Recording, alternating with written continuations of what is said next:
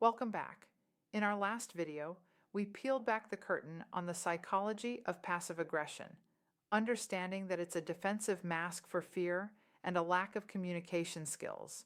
But knowing why someone does it doesn't make it any less exhausting when you're the one receiving that per my last email jab or the cold shoulder in the break room. Today, we are moving from theory to action. We're going to discuss evidence-based strategies to neutralize these behaviors and regain control of your workspace. We aren't looking to win a fight. We're looking to change the dynamic. By the end of this video, you'll have specific scripts and a framework to handle these interactions without losing your cool or your professionalism. The first and most important step is what psychologists call differential reinforcement. In simple terms, stop rewarding the behavior. Passive-aggressive people use indirectness because it works.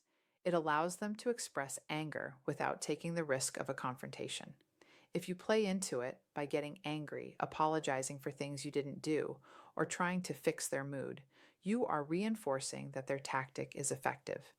Instead, the gold standard for responding is benign interpretation. This means you take their words at face value. If they say, "Oh, I guess you were just too busy to include me in that meeting," in a drippingly sarcastic tone, you respond to the literal words, not the sarcasm. You might say, "You're right, the schedule was tight, but I'll make sure you get the notes." By ignoring the sting and responding only to the substance, you take the power out of their indirect jab. Now let's look at a specific framework often used in assertiveness training, the DESC script. It stands for describe, express, specify, and consequences. This is a structured way to confront behavior without being aggressive yourself. Let's use an example. A coworker who consistently uses jokes to criticize your work in front of the team. First, describe the behavior objectively. At the meeting today, you mentioned that my report looked like a coloring book, and everyone laughed. Second, express the impact. When you make those comments, it undermines my professional credibility with the group. Third, specify what you want to change. If you have feedback on the visual style of my reports, I'd like you to bring it to me directly in private. Finally, consequences. That way, we can keep our team meetings focused on the project goals. This method works because it uses I statements, which research shows reduces defensiveness in the listener. Another evidence-based technique is the feedback loop of clarity. Passive-aggressive people thrive in ambiguity. To shut this down, you must become a clarity machine. For example, if a coworker is procrastinating on a task to spite you, don't just send a vague email asking, "How's it going?" Instead, use explicit communication. Try this script. "Hi, Sarah. I noticed the data for the quarterly review hasn't been uploaded yet. Based on our project timeline, we agreed this would be done by Tuesday. If there's a roadblock, let's discuss it now so we can hit our Friday deadline. If I don't hear from you by 3 p.m., I'll assume you need help and I'll loop in our manager to help redistribute the workload." Notice what happened there? You didn't accuse them of being lazy. You stated the facts, set a clear boundary, and provided a logical consequence. You are making it more work for them to be passive-aggressive than to just do the job. What about the silent treatment or stonewalling?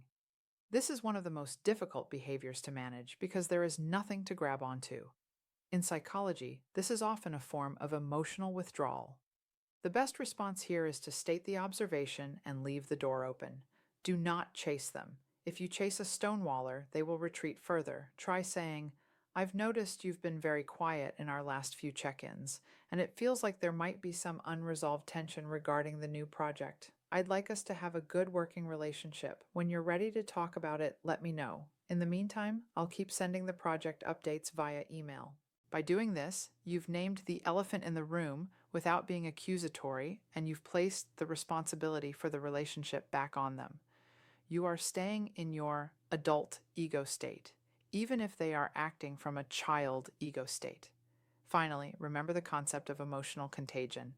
Stress and negativity are literally contagious. If you let a passive-aggressive coworker get under your skin, you start reacting with your own passive aggression. Maybe you start avoiding them, or you start venting to other coworkers. This creates a toxic loop. Protect your peace.